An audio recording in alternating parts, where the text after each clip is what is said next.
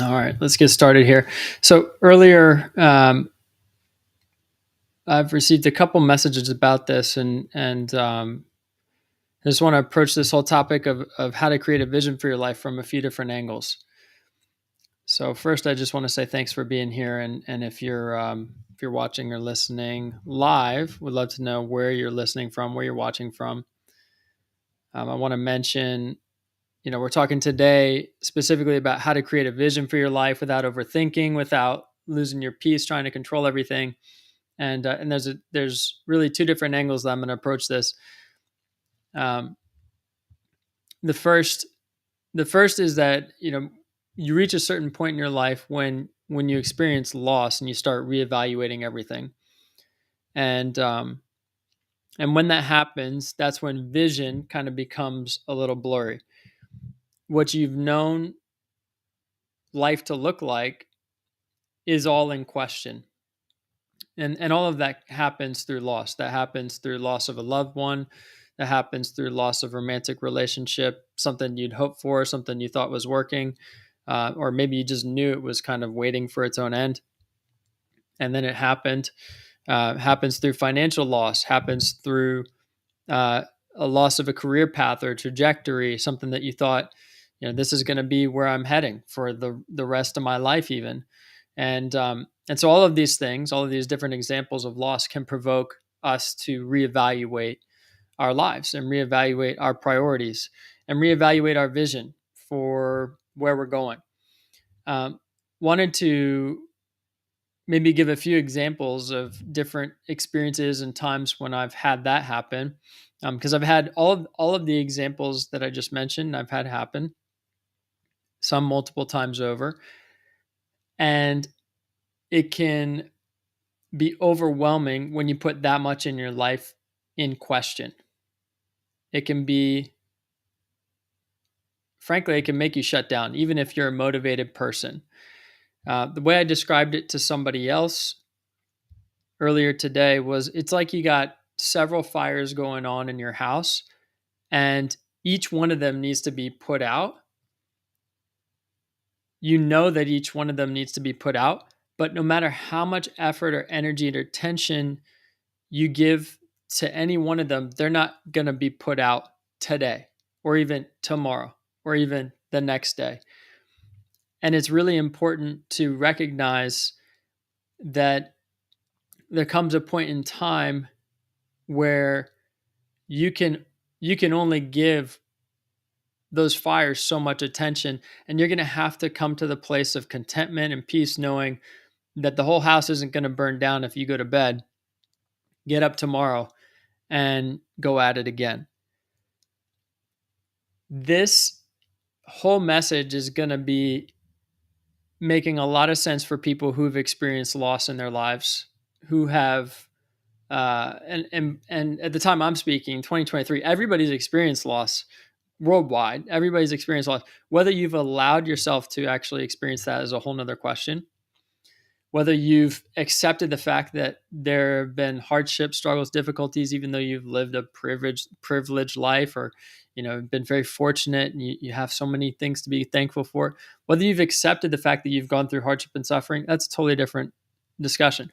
But for some people, you experience loss and it's like you can't miss it. It's right in front of you.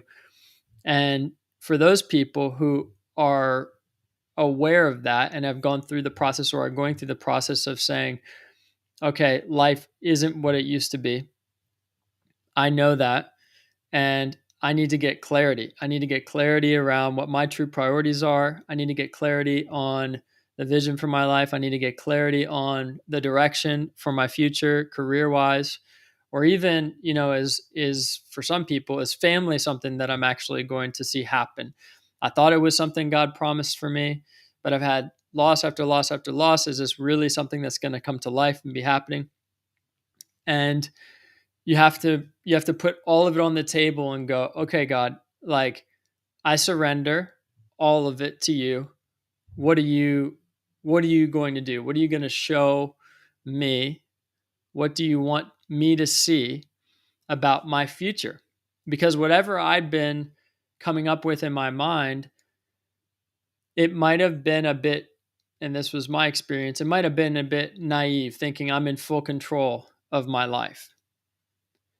And that can happen at different times. Sometimes we go through life, and the examples I give, there's three boats of life. There's the first boat is the motorboat. We go through life thinking we're in the motorboat and we're in full control until the gas runs out. And we go, oh my gosh. And that's what loss is like. Loss is like being in the motorboat, going full steam ahead. I'm heading in this direction. Then the gas runs out and you're stuck in the middle of the ocean going, now what?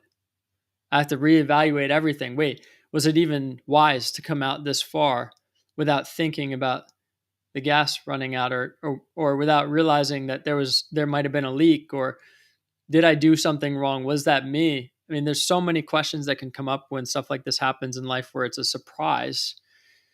But if we had maybe been more thoughtful, patient, slow in our decisions, we might have realized, oh, the gas had been leaking out the back of the boat for like the last 3 hours. And so we didn't have to be in this situation. The beautiful part about it is that we can then start to look at our lives with new lens and say, okay, I might have gotten all the way out here and this might have been a surprise to me now, but if I stop and pay attention, learn the lesson, I don't have to end up in this situation again. Somebody once said, we're back in crisis because we missed the class. I can't say that's 100% of the time true, because sometimes things happen that are totally outside of our control. We have nothing to do with it.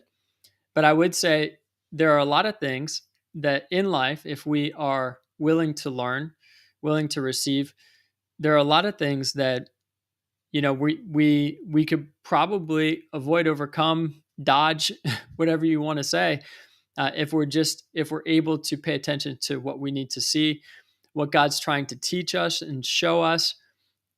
And so if you're that person who's kind of lost at sea, if you're the person who got in the motorboat, you started driving, so to speak, and then you're out in the middle of the ocean and the gas ran out and you're going, now what? Sometimes we can believe the other lie being, well, I'm not in full control of my life. I must not have any control.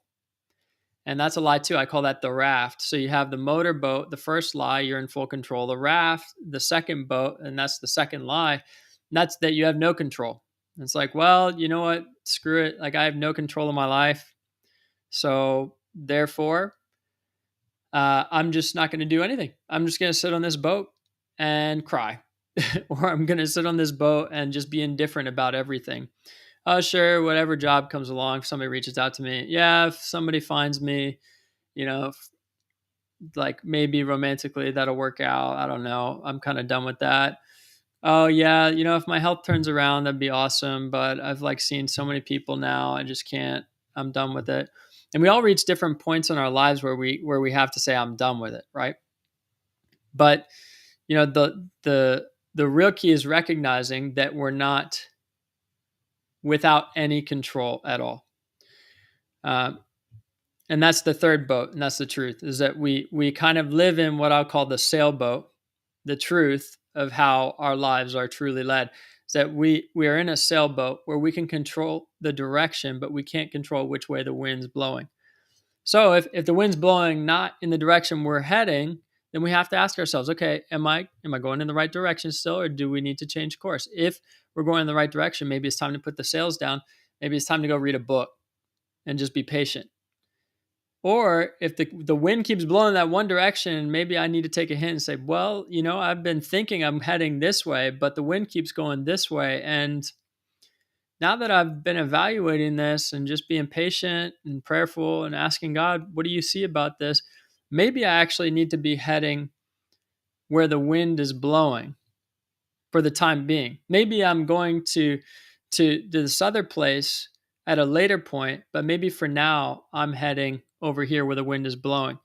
And that's the whole idea behind the Proverbs. Plans as the Lord orders us. We plan our course, but the Lord orders our steps. And so we have to kind of be discerning in the process. And for me, the whole topic of this live stream was about how to create a vision for your life without overthinking, without losing your peace, trying to control everything. Well, the first thing you need to understand is that when you've got all these fires in your life, when you've reached a point where you've hit loss and you're reevaluating everything, your true priorities, and you're trying to discern like where are you even going? What are your next steps? And do you even have control over anything? You got to recognize that those three boats exist. Two of them are lies, one's the truth. And the first lie, just to recap and revisit, the first lie is that you're in full control of your life. The second lie is that you have no control over your life. And the third lie is that you have partial control. I'm sorry, the third boat and the truth is that you have partial control. So you got to kind of reorient yourself with that. And these are different mindsets that people can have, that we can have at any given time about anything. Sometimes the trauma, honestly, trauma that's not healed in our life, in our minds, trauma that's not healed will lead people to be in one of the first two boats of life that I described. The first two lies, right? And that is like, I'm in full control because I was in a situation in my life where I needed to protect myself from being hurt because people around me were manipulative or whatever it might be, or they were in control, and so I had to find ways to protect myself from feeling pain or whatever it is. And so I learned, through the gift of language, how to tell half truths, or I learned through you know honestly denial, how to not allow myself to see how bad a situation really is, and how to just be an overcomer, how to persevere. But then I reach a point in life where I go, the gas runs out. I don't have any more willpower left in me. What do?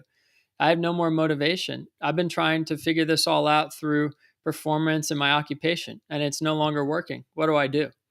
And that was part of my journey. And it's been part of the journey several times. But you sometimes, like I said, you go back to crisis because you missed the class. It's like, well, if you didn't learn it the first time, you got to go back and learn it a second time. And if you don't learn it, go back and learn it a third time until you finally start to get it. And the real temptation for people who have been super motivated and persevering, when they realize the gas runs out, the real temptation is to go into that second boat in the raft and say, I give up. I give up. I have no ability here. I have no choice. This is just God's will for my life. And I don't agree. I don't agree with that wholeheartedly. I can't know God's sovereign will.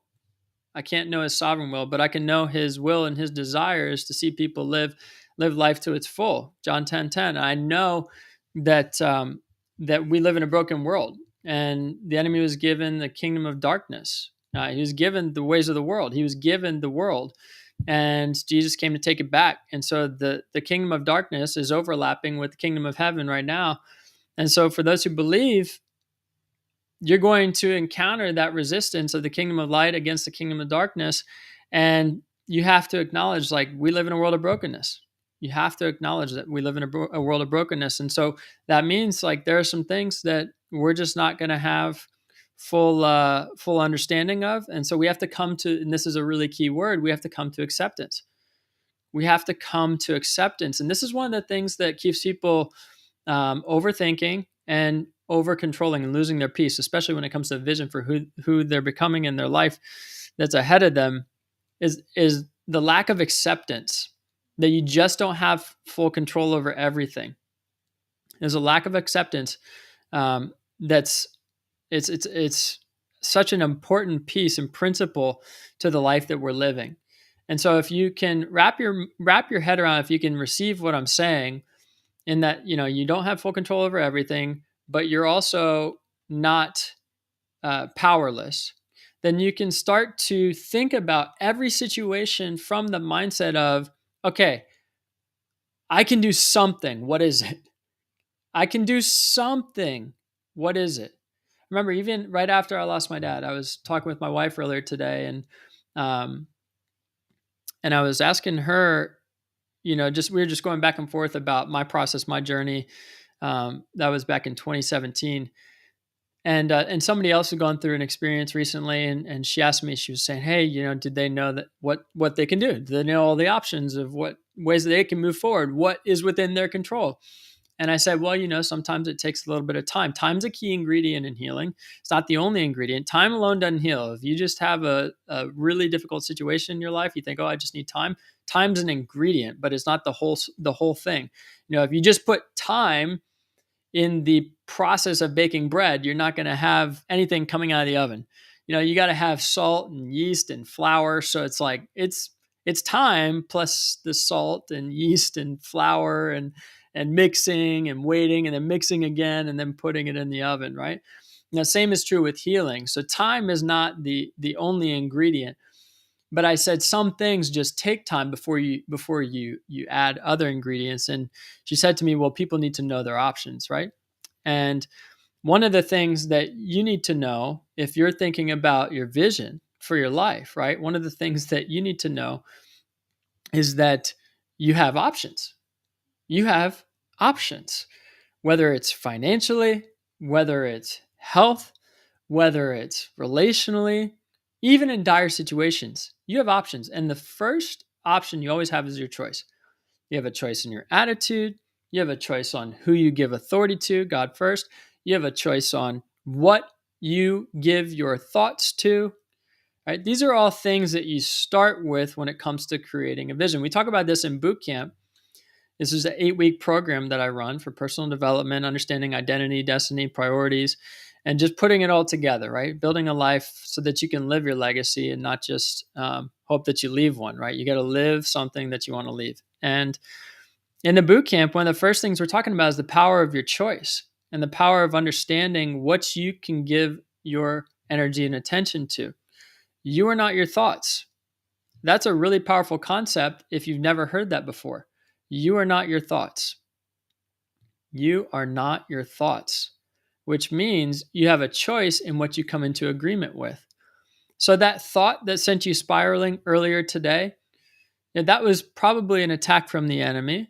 And he sends his arrows, thoughts, into our mind. And if we're not standing on guard at the gates of our mind, we can just let that thing fly in, strike us down, and we're spiraling for the rest of the day, the whole weekend, whatever it is, right? But there's a reason that the Bible tells us to take our thoughts captive. There's a reason. There's a reason that the Bible says to guard our hearts. Okay, our mind and our hearts, they sit at our soul level. And I'm not talking about the physical heart, I'm talking about our mind and our attitude. They sit at the soul level. And guess what also sits at the soul level? Our will, or the ability to make choices out of our being, out of our innermost being. We have a spirit, soul, and body, and we are a spirit, soul, and body. And so when you understand that there's a responsibility to pay attention to what you're allowing in, not just through the gates of your eyes, but the gates of your mind, when you start paying attention that you have a responsibility to these things, then you start getting more clarity about your vision because you're more vigilant about what you are coming into agreement with. And many people get confused or swirled out in life because they've spent most of their life not realizing that they are responsible for what comes in and out of the gates of their mind. They're not realizing that they're responsible for the voices that they allow into their life. And so they've made a bunch of decisions over the course of time that may or may not have led them to a place in their life where they'd like to be in alignment fully with their God-given identity. I say they may or may not. Most likely, if you're resonating with what I'm saying and you haven't been through the process or you're in the process, you're probably realizing maybe for the first time, oh, I've been making decisions that are not aligned with my God-given identity or how God sees me or the way I need to view myself to fulfill decisions in my life, fulfill the destiny that God has for me. Because out of your identity and understanding of who you are decisions that shape your destiny. Out of your identity and understanding who you are decisions that shape your destiny. A man says he can, a man says he can't. Two different men. One says he can, another man says he can't. Who's right? Both of them. out of your identity or your understanding of who you are shapes decisions that shape your destiny, because your destiny is dictated by decisions, and your decisions are dictated by your beliefs or your understanding of who you are and what is possible for your life. And if you have been living under the lies, under the attack of the enemy, and you've just been getting bombarded throughout your life because you have no walls over the gates of your mind, you have no walls that are giving you any discernment over what's a truth versus what's lie, then you could just be living your life, watching movies, believing what your friend's parents said to you that one time, what that coach said to you or spoke over you, what that ex-girlfriend said to you. You could just be believing all kinds of lies about yourself that shape decisions for your life that lead you to a place that ultimately steals, kills, or destroys things like your peace, your purpose, your God-given destiny, and a whole number of other things that go along with it, because the enemy came to steal, kill, and destroy. And he's the father of lies, and lies are what lead you to decisions that steal, kill, and destroy things in your life. And so if you come into agreement with those lies, then you are coming into agreement with a vision that is not of God and that leads you on a different path in life. And when you come to an awakening or a realization that this is not the path for me, it doesn't mean that it's the job, it's the person in relationship, it's the this, it's the that. It's actually just starting with the choices you're making, starting with your attitude, starting with your mindset, starting with how you're taking care of yourself each day, starting with the smaller things. A lot of times we make this so overwhelming. We think about, I need the 5-year plan to figure out what is the right path for me. And that's actually not the case. A lot of times when you're going through the process of reevaluating, what you don't need is a 5-year plan. That's what the world wants to tell you, is plan your ways and take control of your life and be the captain of your ship and go for it. And the reality is, God may have different plans than you. I'm not saying throw out your plans completely, but I'm saying hold them loosely. Live in the sailboat. Hold them loosely. Understand you're not in full control of everything. Understand that God has a plan and a purpose for everything, even the wicked for a day of judgment. Understand that you want to be in alignment with his good and perfect pleasing will that is acceptable and made known to you when you're transformed by the renewing of your mind. Understand that there is a process that God wants to take you through that's more important than the actual plan that you can do. Understand that the journey is the destination. Understand that you can't find any one point in life that will get you to the place of satisfaction and contentment that God can give you right now. There's nothing you can accomplish. There's nothing you can do. There's nothing you can perform. There's nothing you can add to your resume. There's nothing that you can gain financially. There's nothing that you can gain relationally that will get you to the point of developing the person that God has made you to be. It is the process of those things, of discovering, wow, I actually am not ready for that. I'm not ready for that financial blessing. I'm not ready for that relationship. I'm not ready for that. And then the process of discovering, wow, I didn't think I was ready for that, but look what God did. He brought healing into my life, healing into my heart, and I was ready for marriage way before I thought it would be. Oh my gosh, I started this business and I had no idea that, A, B, and C obstacles were up against me. And then all of a sudden, years go by and I'm just working, I'm growing and I'm trying and I'm pushing and I feel discouraged, feel defeated, and all these things happen. And then boom, look what God does. He shows me how much strength that I have because I've trusted him and because I kept pursuing and kept moving, because I kept going. And I look in hindsight and go, wow, look at all the obstacles you helped me overcome. Even when I couldn't even get up off the couch, Lord, you brought somebody that said, I need help. Even when I was canceling events, Lord, you brought somebody that said, I need help. Even when I tried this and tried that and failed and failed and failed, you showed up and you provided and you said, I don't look for your effort for earning. I look for your effort for character. And I will bless you because of the character of the person that you're becoming, not because of something you've earned from me. There's nothing that you can truly, I believe in the gifts that God has given and the best, highest gifts that he's given. There's nothing that we can be earning. The highest gift that God has given us is forgiveness. That is the highest ultimate gift. Forgiveness from sin and life with him. That is the highest gift. And there's absolutely nothing I've done to earn that. And what he wanted to show me and what he wants to show all of us in the process of actually internalizing the gospel for us, what he wants to show us is that there's actually something better than this way of the system of the world where we plan and control everything and earn our way and prove it and say, look what I've done. There's something better, and it's like, look what God did. Despite my own shortcomings, look what God did. Despite the fact that I tried this and tried that and couldn't put all these pieces together, look what God did. He's still so good. As I am lower, he's higher. As I am weaker, he's stronger. And we need to understand this when we're thinking about our own life plans and purposes. And if we think, I think there's maybe a false sense of like ownership and responsibility sometimes that can go along with it. Because yes, God wants us to be good managers. He wants us to steward wisely. He's the owner, I'm the manager. And at the same time, he's more patient with me than I am with myself. He knew me before the world was even formed. He knows every hair on my head. He knows the beginning and the end. And so there's only so much that I can possibly do in my own strength. So I think more than anything, what the whole analogy of the sailboat can teach us is that he wants us to do it with him. He wants us to go sailing with him.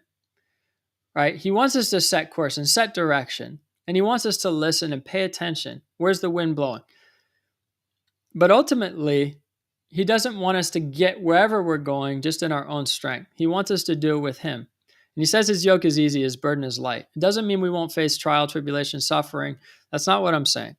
What I'm saying is that in the process, there's a peace that surpasses understanding, that even when you go through trials, tribulation, suffering, difficulty, adversity, all of the things that are going to come with whatever path, especially if God is leading, all those things that are going to come throughout your life, when you go through those things, there's a peace that surpasses understanding that other people don't get. They don't understand. How can you be at peace when you're this much in debt? How can you be at peace when you lost this person in your life? How can you be at peace despite this bad breakup? How can you be at peace? How can you be so like filled with joy despite all of this shakeup going on in your life?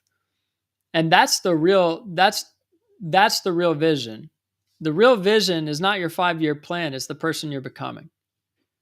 The real vision is understanding what you have control of and what you don't have control of. And understanding that in the process, you are developing into a healthier person that God's designed you to be. And that as you change yourself, you change the world around you. You make the impact that God has put as a desire in your heart. You make that impact through the process of changing yourself, through the process of growing yourself. So when it comes to how to create a vision for your life, there's a few things that are keys. I just want to share some of them. This is I'm taking it directly out of the boot camp. Some of the materials we go through, some guides. And the question I ask when somebody says like, I'm stuck, I don't know what direction to go, I don't have a vision for my life. The first thing that I'd ask them is, who are you becoming? I say, who are you becoming? That's the question. It's not what do you want to have and do. It's who are you becoming?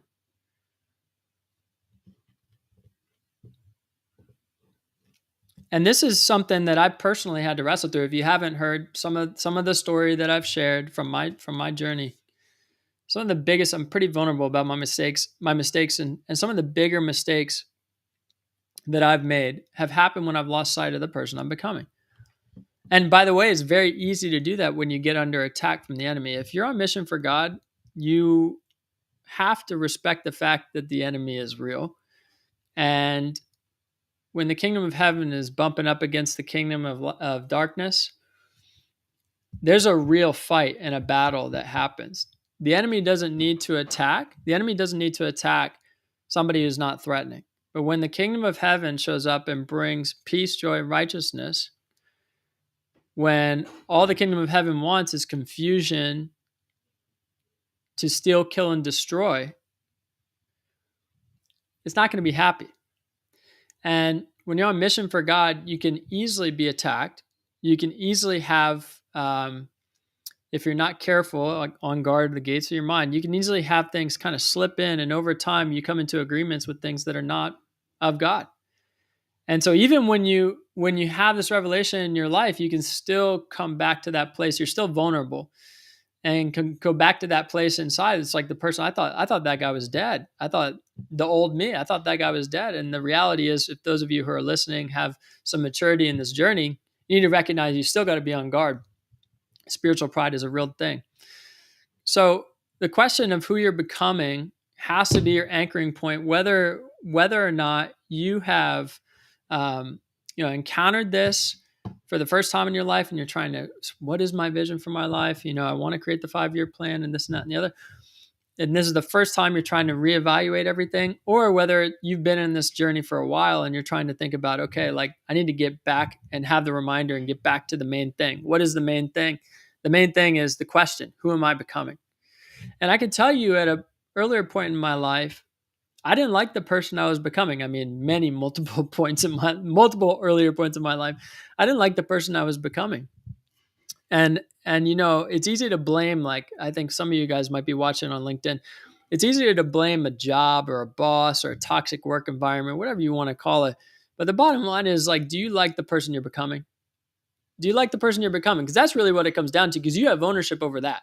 You have ownership over the person you're becoming. And it's yes, environments influence you, people influence you, all of the things, but you have ownership over the person you're becoming. You get the choice, the will in your soul to make decisions of your attitude, your heart, and have a mindset that is renewed. And so I believe, yes, God gives us the grace for that to happen, but we ultimately have to be seeking first what? His kingdom, so that we can be finding the peace, the righteousness, peace, and joy of the person that we're becoming, or in alignment, or being satisfied in our decisions with the person that we're becoming. So you got to anchor yourself in that question. It's not what you want to have and do. It's who are you becoming? Now, I remember sitting down years ago with a friend of mine who he's cutting hair now. And he was like, I want to go on the entrepreneur journey. And he's like, it's more than cutting hair. He was in ministry at the time. He's like, it's more than cutting hair. I want to do it. I want to do it like on mission for God. There's so much more. There's so many more bigger things here. And he kind of shared a vision for what he thought it would look like. And he gave some practicals. And I was like, okay, do you envision opening shops? Do you envision being out on the street? Like, how do you want to do this thing? And by the way, now he's out on the street, like having these social media videos blow up as he's like doing his thing years later. And it's amazing to see. But I remember when we first started talking, he was asking questions. I said, okay, do you understand? Let's write these things down. Do you understand what that is all going to require of you as a man? Like, do you understand what this will require of you? And he's like, that's a good question. I don't really know. I was like, because it's going to require a lot. I was like, for you to have this vision and wanting to grow in this way and do these things with God and do these things for your family. And I was like, this is going to require some things of you as a man. And those are the costs that we normally don't count, right? Like, at least I wasn't taught to count that cost. I'm not like pointing fingers at people saying, oh, you didn't teach me. I'm saying, like, I just didn't even have the awareness, and I'm confident other people didn't either if they didn't teach me. But that's a real cost we have to be counting. So when you're thinking about your vision, I used to get caught up in the whole like, oh, if you want to be a speaker, then go get on a TEDx stage. Oh, if you want to be successful online, then you need to go have like a X thousand million followers online. And like that's so the ways of the world. Like those things are such the ways of the world. When you start to realize that the real success starts inside and the person you're becoming, and that what you do in life is an overflow out of that person, it changes your whole perspective on what's really an accomplishment versus what's not. And as I started to do that, I started to recognize, oh my gosh, I used to be the type of person who wanted to go reach millions of people. Then God had me go through a season where he was like, are you okay with just one? And I said, well, yeah, I think so. And then I went through this whole time where I was like, yeah, I honestly have so much responsibility in just taking care of myself, my family, doing these things, and even just kind of running a coaching business and this really, it's a ministry in many ways, and doing these things and trying to navigate all of these big changes and things that were happening in my life. I was like, I don't know if I want responsibility for anything else. I have so much on my plate already. And I remember thinking back, old self, younger me would have looked at that and say, no, it's not enough. No, I want to do more. But I was totally overlooking what was within my control and responsibility. The example that you can give is like I was looking at everybody else's yard and meanwhile mine was dying. And yeah, somebody's going to give a comment on that one. Looking at everybody else's yard, helping everybody else's yard, but meanwhile your yard is dying. You got the only brown grass on the street while everybody else is thriving. And you got to ask yourself a few questions when that's happening, right? You got to ask yourself, is this like the way this ought to be? It's not that helping others and putting them above myself is not biblical, but I know that there's something else. There's something I'm missing here. Okay, maybe I got to look at the plank in my own eye and see what's not happening or not working. And so as you start to realize in the person you're becoming, as you start to realize all of these things, you got to ask yourself, okay, am I missing what is within my control and responsibility? What is outside of my control and responsibility? And in the boot camp, that's a real big part of the early stages of the process, because when you can actually clearly identify that, whether it's in relationships, career decisions, financially, in your health, for example, that's a big one for people as a foundation and starting point. If you can start to identify the things that are within your control, you gain a lot more peace knowing that you can do things that are effective and produce results. And as you do that, you build some confidence and actually helps you with the vision that you're creating. But it all comes back to who you're becoming. And so when you think about practically throughout your life and your day to day, if you just put on the glasses of the version 2.0 of the person you're becoming, and you say, okay, rather than looking at this confrontational conversation through the lens of the person I am today or who I have been, what would version 2.0 TJ do? How would TJ approach this version 2.0? Like, how would he approach this problem? Because for most people, when they're shifting their paradigm and how they're approaching their life, which is everything I've been talking about so far, and you're going from the motorboat or the raft to the sailboat, and you have to consider, this is the way I've been approaching my life. I want to change things. I'm evaluating because I've experienced loss and I need a new vision.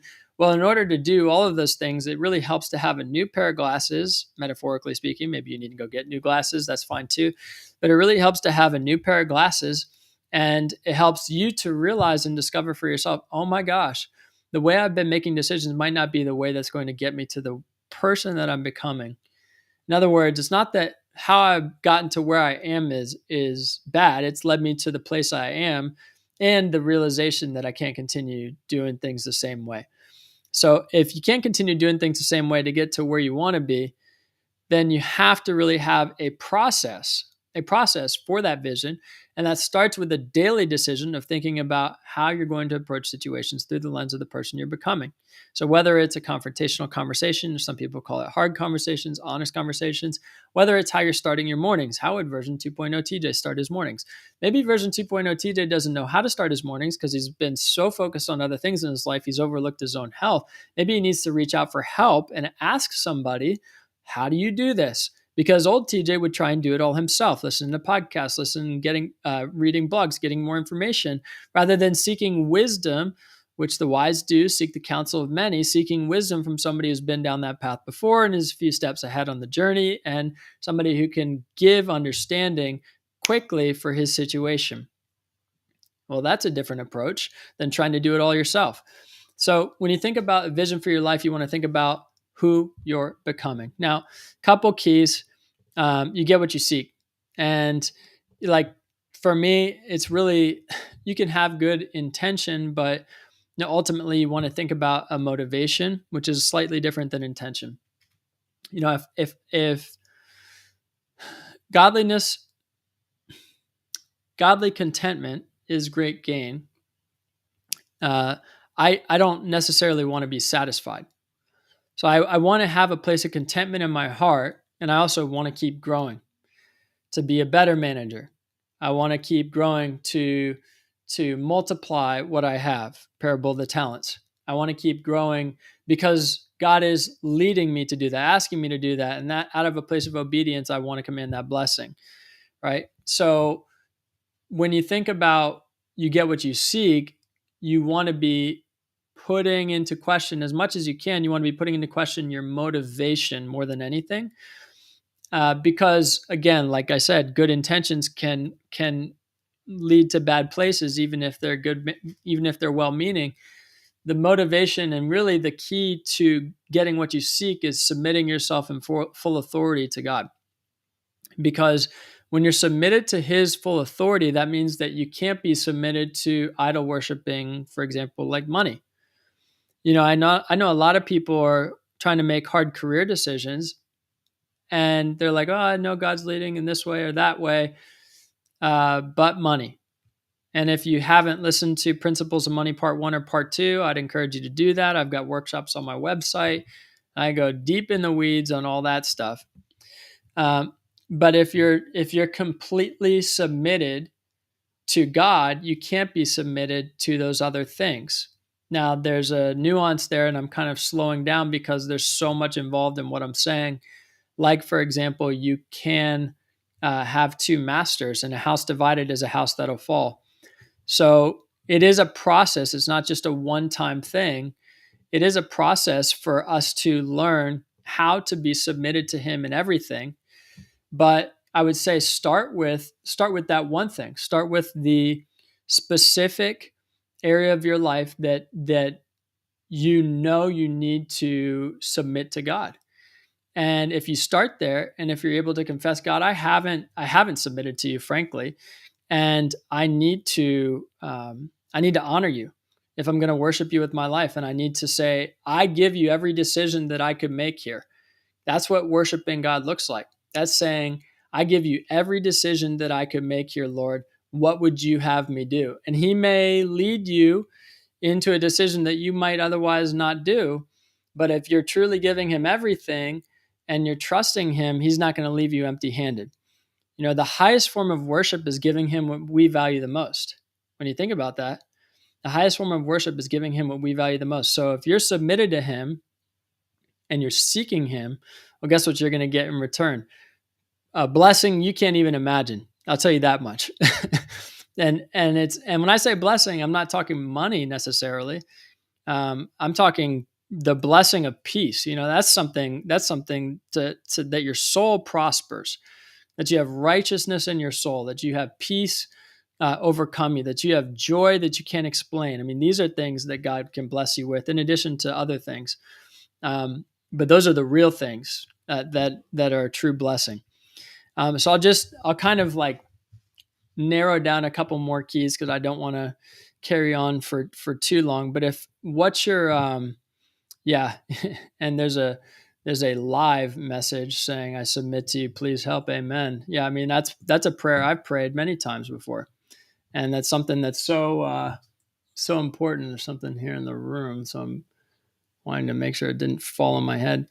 And that's so important. Just a simple prayer and saying, Lord, I submit this to you. I submit this career decision to you. Or I submit this relationship to you. I submit what happens if I confess this to this other person and the consequence of it. That's a real submission too. And that is how you can start to gain some clarity for a vision in your life. As you start to think about the person that you're becoming, and as you start to think about the opportunities that you have, I mean, leave no stone unturned. Confession is a big one. And now we're having one of these live moments where I see if this thing is going to drop on my head. I think it's a wasp in the room. I don't know how that happened. So the last couple points here that I wanted to highlight, you get what you seek. A clear vision will guide any decision. A clear vision will guide any decision. And what you need to know to have a clear vision is the person you're becoming. So back to that simple question, who are you becoming? Who are you becoming? And then the last thought there, and I've said some of this stuff, but a vision is really the destination, and the destination is a journey. If a vision is the destination is a journey, then you need to be thinking about how you can start to be looking at your life vision through the journey, which is putting on the glasses and saying, who am I becoming? In this decision that I'm making, who am I becoming? What would version 2.0 of me do? These are simple things that you can be asking. Now in bootcamp, we go through a lot of frameworks. We go through a lot of different examples to help you get some more specific questions around this and to help you narrow down, pinpoint, identify where it is that you need to gain some clarity for your direction. But some of the keys that I've been mentioning are really going to be helpful if you're just starting the journey. So message me if you're interested. We have a boot camp starting in June. Message me if you're interested. You can just direct message me if you're on Facebook or Instagram or YouTube. You can direct message me and just say the word boot camp. You can find me at tjleffler.com.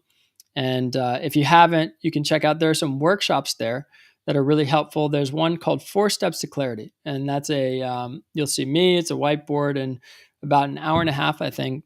But I'm walking you through a process that I've brought people through, spending thousands and thousands of hours on the phone over the years, and just helping gain clarity.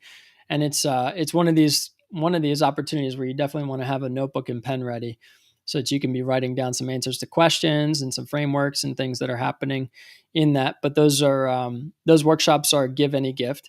So, you just hop over to the website, tjleffler.com. You can check those out. Principles of Money, Part 1 and Part 2, 4 Steps to Clarity. We've got a number of other ones that are on there, and I continue offering those. So sign up for the email list on my site if you want more information about those. So today, creating a vision for your life without overthinking, without losing your peace, trying to control everything. Hopefully by now you understand the 3 boats of life: the motorboat, the raft, the sailboat, and understanding that, God really wants us to live in that sailboat where we do life with him. And I hope that this has blessed you. If it did, please go ahead and share it with somebody who's looking for life vision, who's looking for life direction, who's in transition, or who just wants to continue growing. I appreciate you guys for listening.